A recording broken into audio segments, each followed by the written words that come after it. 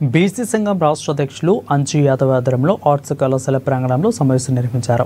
రాష్ట్ర ప్రభుత్వం పేద విద్యార్థుల ఫీజు బకాయిలు చెల్లించకుండా వారి భవిష్యత్తుతో చురకట్టు మారుతుందని ఆయన ఆరోపించారు. ప్రైవేటు విద్యా సంస్థలు తమ యొక్క ఫీజు బకాయిని చెల్లించకపోతే కళాశాలలో నడిపే పరిస్థితి లేదని అంచు యాదవ్ అన్నారు.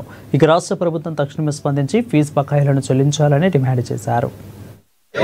తెలంగాణ రాష్ట్రంలో ప్రతి విద్యార్థి బకాయి ప్రభుత్వం వెంటనే ఇవ్వాలి.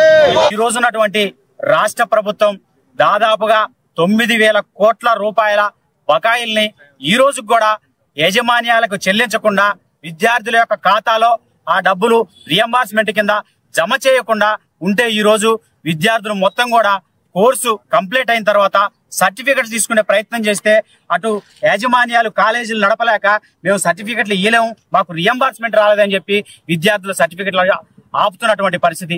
మరి గతంలో ఈ రాష్ట్ర ప్రభుత్వంతో ఈ ప్రైవేటు విద్యా సంస్థలు జరిపినటువంటి చర్చల్లో తక్షణమే మేము 1,200 కోట్ల రూపాయల ఫీజు బకాయిల్ని చెల్లిస్తామని చెప్పి చెల్లించకుండా కేవలం తూతు మంత్రంగా 300 కోట్ల రూపాయలు మాత్రమే చెల్లించి ఈ రోజు మళ్ళీ యాజమాన్యాలు మేము కాలేజీ నడిపే పరిస్థితిలో లేవు కాబట్టి ఈ రోజు నుంచి విద్యా సంస్థల్ని బంద్ పెడతాం అని చెప్పి విద్యార్థులను రోడ్ల మీదకి తీసుకొచ్చే పరిస్థితి ఎవరు చేసిరు? ఈ పరిస్థితి ఈ రాష్ట్ర ప్రభుత్వం చేసింది.